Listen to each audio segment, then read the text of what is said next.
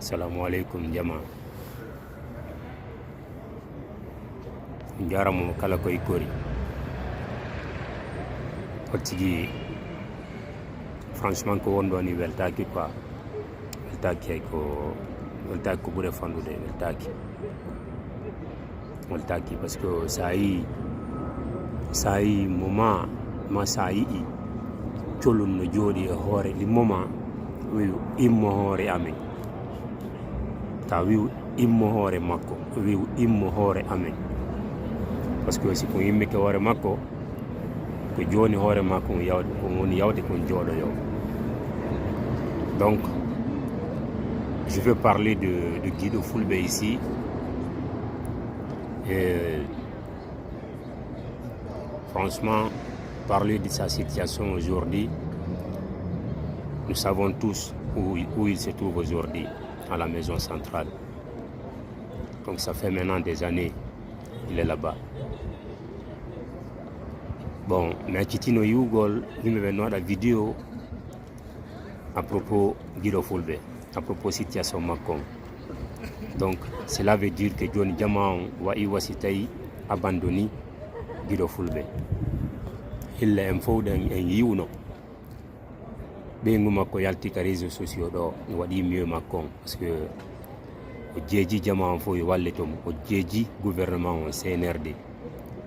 O jeji colonel Doumbouya yo munyo acita modi makko parce que no satti yugol debbo modi makko no soka imo ka suudu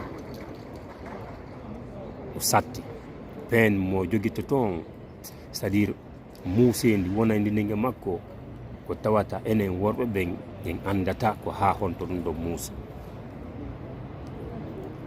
Mais franchement o tigi ko wondo weltaki, franchement mi weltaki. Mi ka internet ɗo ko ɓe landi Guido Fulbe fi memmingol dossier ji makko ɗin fiyo avocat makko waɗi goɗɗum au moins ɓe ndaara si tawi o wawa hettugol liberté makko avocat on landi 100 millions francs guinéen.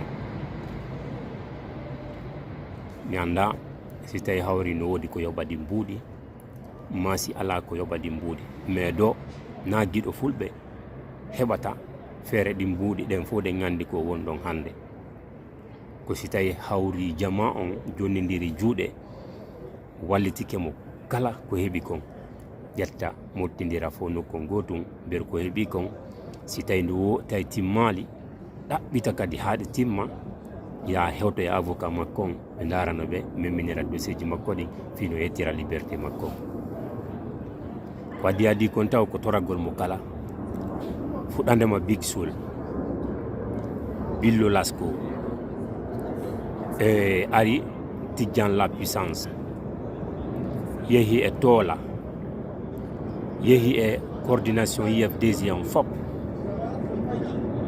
en fo na o ma o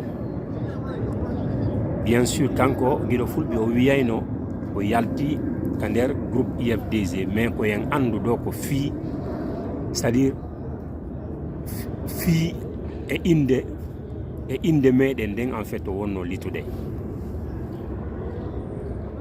Donc haray komi tori on yandi en fof na o ma o yalten yewten jama on woni siko Billo Lasko siko Big Soul siko Tola siko Tidjan La Puissance mo kala ko hikkori yo ndaaru no nodditira jama on mo kala beru ko heɓi kon mottodire nabana mo hay si tawi woni timmali ɓe ɓeydita e ko woodi kon ton fiyo ɓe memmin dossier ji makko ɗin hara gaccitiral mo ni yande fi Allah mi jeeji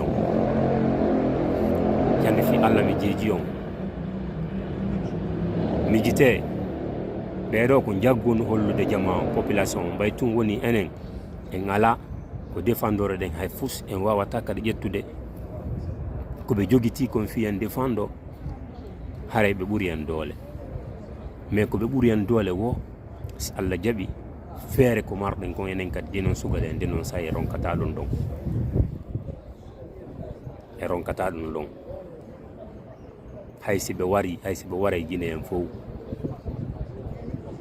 mais tant que ça va pas on va dénoncer. Vidéo ko fima ko mi ari waɗgollo yandi Big Souley kala heɗiɗo o vidéo ɗo partage mo ha hewtoya toola ha toola yiyamo e Big Soul e Billo Lasko kañum ma e Tidiane la puissance ɓay ko ɓen ɗon wiyeten ko ɓen ɗon woni ka top hoore ɓe men ɓen ko tawata waway yewtangol e jama on ɓe ndaara ɓe mottodira ha goɗɗum heɓo yandi haray koyen waɗa ɗum ɗon ɓe ŋaccitira haray ŋaccitiral ni ŋaccitiral moni ka kaso ton haray moƴƴa yandi haray moƴƴa tori ke mi jeeji on waɗa fi Allah hande dogguɓe ɓe yalti fof so sta hotugol kamen par ce que sa hoti ɗa jooɗi leydi jananiri ko ma le dénonça par ce que ko ton yiwruɗa an kadi sagama ko goɗɗo welli wo ka kam ma ɓurata mais sa yi a dogi ko tawde ça va pas comment dénonce ɓe ɓen fof hande ɓe susta yewgol ka maɓɓe susta nattugol laggine par ce que sa naati ɓe endadema ɓe soka si ɓe sokima anda on nde totoɗa duuɓi jelu himɓe jelo soka fi ɗum himɓe jelo. Donc moi je vais rappeler ici la population guinéenne, que ce soit Peul, Kissi, Malinké, Soussou, Thomas, Landouma, nous sommes tous des Guinéens. Nous sommes tous des Guinéens. J'aimerais qu'on conjugue en fait le même verbe. Pourquoi? Parce que nous voyons tous ce qui se passe chez nous en Guinée. Ça ne va pas. Donc, si par exemple, je vais donner un exemple, si par exemple d'autres communautés se battent pour que les choses soient en place, pour que les choses s'arrangent, d'autres communautés sont à côté et ils ne veulent pas que les autres sortent en fait pour dénoncer ce qui ne va pas, ça ne va pas marcher.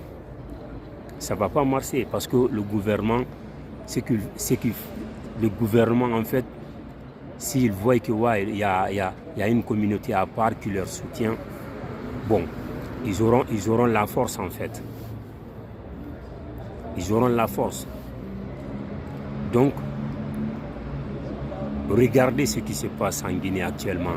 Les enfants qu'on tue là-bas. Les enfants qu'on tue, c'est des adolescents en fait.